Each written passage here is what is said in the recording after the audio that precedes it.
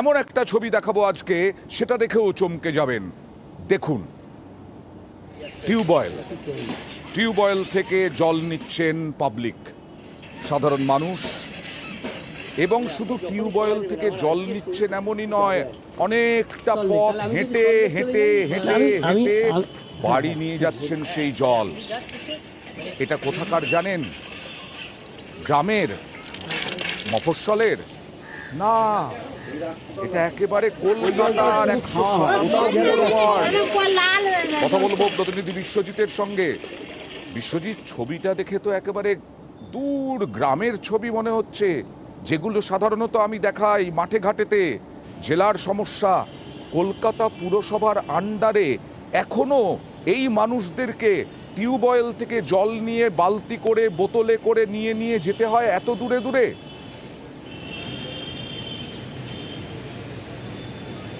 একদমই, গ্রাম বদলেছে। গ্রামেও এখনো জনস্বাস্থ্য কারিগরি দপ্তর তারা নলবাহিত জল বাড়ি বাড়ি পৌঁছে দিচ্ছে। এতদিন রাস্তায় পৌঁছতো, এখন বাড়ি বাড়ি পৌঁছে দিচ্ছে। আর কলকাতা পুরসভায় দীর্ঘদিন আগে থেকেই নলবাহিত জল বাড়ি বাড়ি পৌঁছে যায়। কিন্তু এই কলকাতা পুরসভার মধ্যেই একটি ওয়ার্ড রয়েছে, 127 নম্বর ওয়ার্ড। আর সেই 127 নম্বর ওয়ার্ডের সোনামুখী দাসপাড়া, সরসুনা, বেহালার সরসুনা সকলের পরিচিত জায়গা। আর সেই সরসুনার মধ্যেই সোনামুখী দাসপাড়া। এখানকার লোক কী অপরাধ করেছে জানি না, কিন্তু এখানে আমরা গিয়ে আশ্চর্য হলাম না, শুধু চমকে উঠলাম যে শুধু পাইপলাইন নেই, জল নেই, পানীয় জল নেই, পরিশ্রুত পানীয় জল দূরের কথা, কলকাতা পুরসভার যে ডিপ টিউবওয়েল দিয়ে বিভিন্ন জায়গায় জল পরিষেবা দেওয়া হয় সেটাও নেই।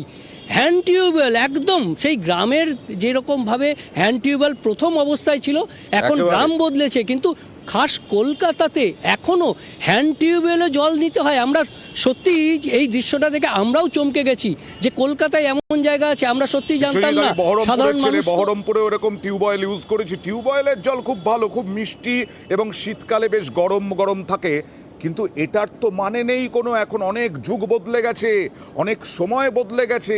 এখন টিউবওয়েল থেকে হেঁটে দূরে দূরে বাড়ি নিয়ে যাওয়ার সময় বদলে গেছে।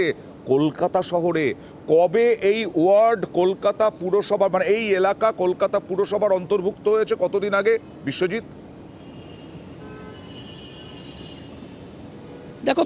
দেখো বেহালা পুরসভা, যখন বেহালা পুরসভা ছিল তারপর একেবারে অন্তর্ভুক্তি হয় বেহালার সমস্ত ওয়ার্ড, সেটা 60-এর দশক, সেটাতেই এই কলকাতা পুরসভার অন্তত সেখান থেকে 60 বছর, 40 বছর কেটে গেছে, 60 বছর হতে চললো। অর্থাৎ প্রায় দশকের বড় দশক বলা যায় যে এই ওয়ার্ডগুলো যেগুলো কলকাতা পুরসভার আন্ডারে চলে এসেছে, তারপরেও কিন্তু এখানে হাল বদলাচ্ছে না। এটা তো অবাক করা কাণ্ড, সত্যি অবাক করা কাণ্ড। আবার বলছি, এই চেয়ারে যারা বসেন তারা কি মিনিমাম দায়িত্ব পালন করবেন না? হতে পারে কখনো দশকের পর দশক ধরে এইভাবে জল নিয়ে যাবেন? সাধারণ মানুষ যারা ভুক্তভোগী দশকের পর দশক ধরে কি বলছেন দেখুন। বিগত 15-20 বছর ধরে পাইপলাইনের যে কাজ হবে বলে হয় না। গাড়ি আসে সপ্তাহে 2 দিন, তাও সপ্তাহে আসে না। 2 কিলোমিটার দূর থেকে আমরা জল নিয়ে আসি বালতি করে। বলে বলে কাউন্সিলরকে কোনো আমরা বেটাও হয়ে গেছি, আর যাওয়া বন্ধ করে দিয়েছি। ট্যাক্স দিই, সবকিছু দিই, আমরা কিছুই এখানে সুবিধা পাই না। খাবার জলও খুব ভীষণ কষ্ট, অনেক দূর থেকে নিয়ে আসতে হয়। হাত পা কোমর সব যন্ত্রণায় হয়ে যাচ্ছে। গাড়ির জল গন্ধ, কিন্তু তাও আমরা খাই। বিশ্বজিৎ, কাউন্সিলরকে বলে বলে কিছু হয় না, দরকার নেই আমার কাউন্সিলরকে। মেয়র আছেন ফিরহাদ হাকিম, তিনি কি বলছেন?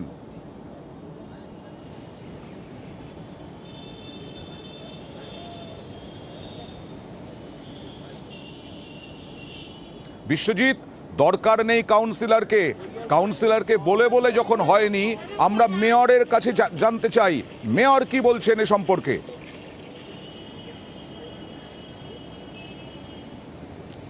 একদমই, অর্থাৎ কলকাতা পুরসভার এরকম ওয়ার্ড আছে, অর্থাৎ যে অ্যাডেড এরিয়া, সেখানে কিছু সমস্যা আছে, একথা স্বীকার করে নিয়েছেন যে সেই সমস্যাগুলো আস্তে আস্তে পরিবর্তন করা হবে। তবে আশ্বাস দিয়েছেন মেয়র যে এই পরিস্থিতি আর বেশি দিন থাকবে না।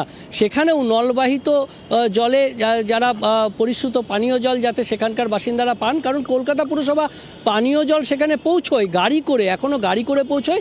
তবে সেই সোনামুখী দাসপাড়ার সেকেন্ড বাই লেন সেখানে কিন্তু এখনো পৌঁছতে পারে না, অনেকটা দূরে। সেখানে কলকাতা পুরসভার মেয়র কি নির্দিষ্টভাবে বলেছেন কিছু?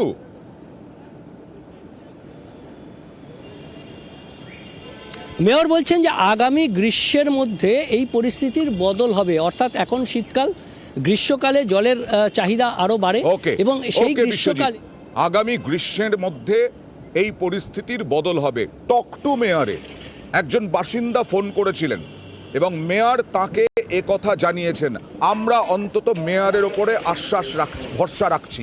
দেখুন, 10-15 বছর আছি এখানে, কিন্তু আমাদের জলের খুব কষ্ট। সুবিধা দিয়ে আমি দেখে নিচ্ছি, হ্যাঁ, লোক যাবে সোমবার দিন। গ্রীষ্মের আগে এখানে জল আপনাকে ভাসিয়ে দেবো, আমি কথা দিচ্ছি। আমি আবার বিশ্বজিৎ তোমার কাছে যাব। মেয়রের আশ্বাসের পর কি কোনো রকম কাজ শুরু হয়েছে?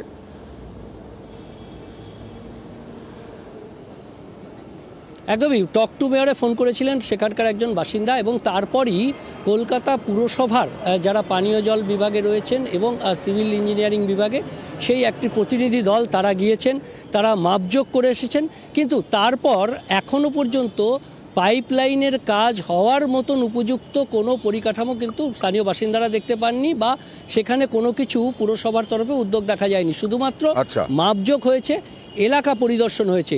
স্থানীয় বাসিন্দারা বলছেন এরকম মাপজোক এর আগেও এলাকা হয়েছে, পরিদর্শন এসেছেন। হয়েছে। আবার বলছি, আমরা আশা রাখছি মেয়রের ওপরে এবং ভরসা রাখছি নিশ্চয়ই গ্রীষ্মের মধ্যে জল পেয়ে যাবেন ওখানকার বাসিন্দারা। আমরা বলছি প্লিজ, আমরা কিন্তু গ্রীষ্মকালেও দেখব। হতে পারে না কখনো কলকাতা পুরসভার আন্ডারে এরকমভাবে টিউবওয়েলে জল, একটা টিউবওয়েল মাত্র। যিনি ফোন করেছিলেন টক টু মেয়রে কি বলছেন দেখুন।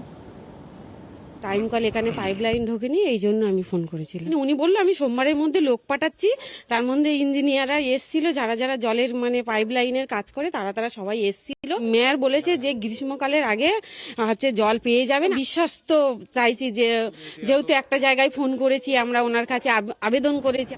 এই